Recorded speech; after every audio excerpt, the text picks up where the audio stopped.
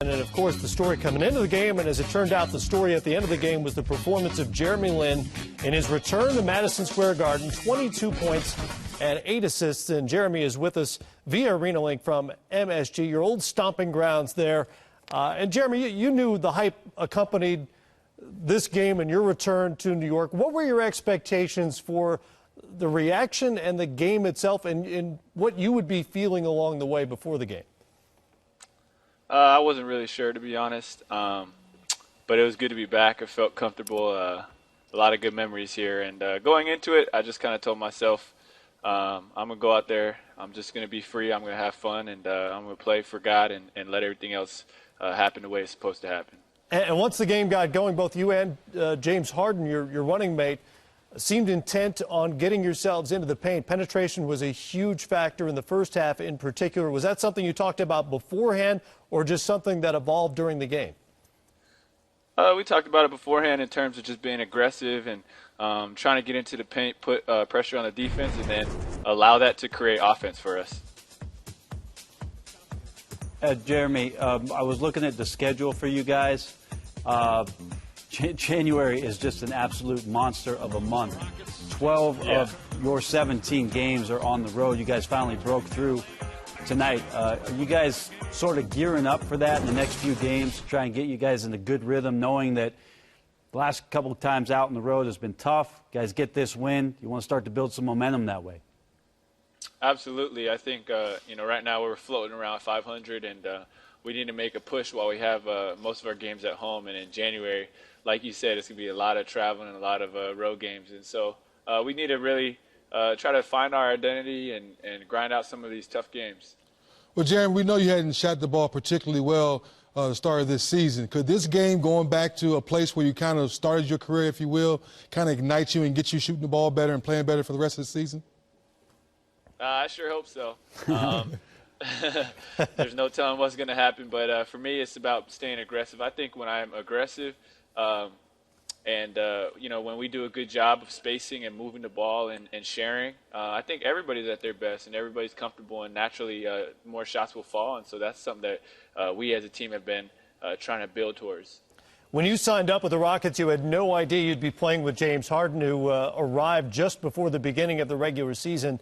Now more than a quarter of the way through the regular season, what have you learned about playing together that's maybe starting to resonate on the floor for you? First of all, he's really, really good. I don't know if everybody else knew that, but he exceeded my expectations. And then I think the second thing is we're just learning to be able to complement each other. And there have been times where it's been a little tougher early in the season just because we have never played together before. And so, we're slowly getting there where we're becoming more comfortable, and we're learning to really play off of each other and hopefully develop a dangerous backcourt. Well, Jeremy, this is a question from the fans. How do you prepare yourself differently knowing that you were coming off the bench and no one knew who you were, when now each and every night someone's coming after you because they know who you are now? I think, that goes back to just skill work, working on weaknesses. And, the biggest thing for me is to, drop a mock scouting report of myself and to kind of address what I could do to get better, and then just working on those things. And then in terms of a nightly basis, you just got to bring full energy every single night. You can't take nights off because everybody's coming after us. All right, Jeremy, two things before we let you get out of there. One, if you're playing for God, does Kevin McHale know he's God's assistant coach? And then secondly, I just want to say, just as a fan, I'm just incredibly impressed by the way you've handled everything. From last year, everything that went on in New York, to the move to Houston.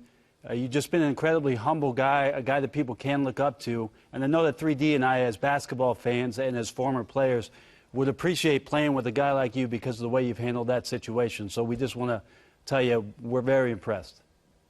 I appreciate it. Thank you for the kind words.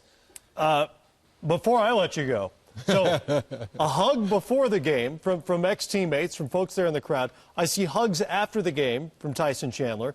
During the game, he smacks you in the head with an elbow. Flagrant foul. What gives? Oh, I'm happy he did that because we got the ball back. I got to shoot 2 people in the ball. So, hey, as many flagrants as you want. Keep you know, we'll take that. More possessions for us. You heard that. But Go ahead.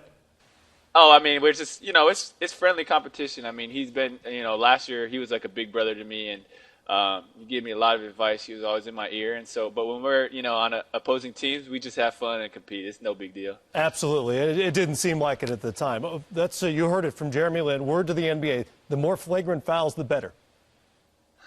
Hey, continue. Yeah, exactly. Careful for what you wish for. Hey, continued good luck. Nice game. Thank you. I appreciate it.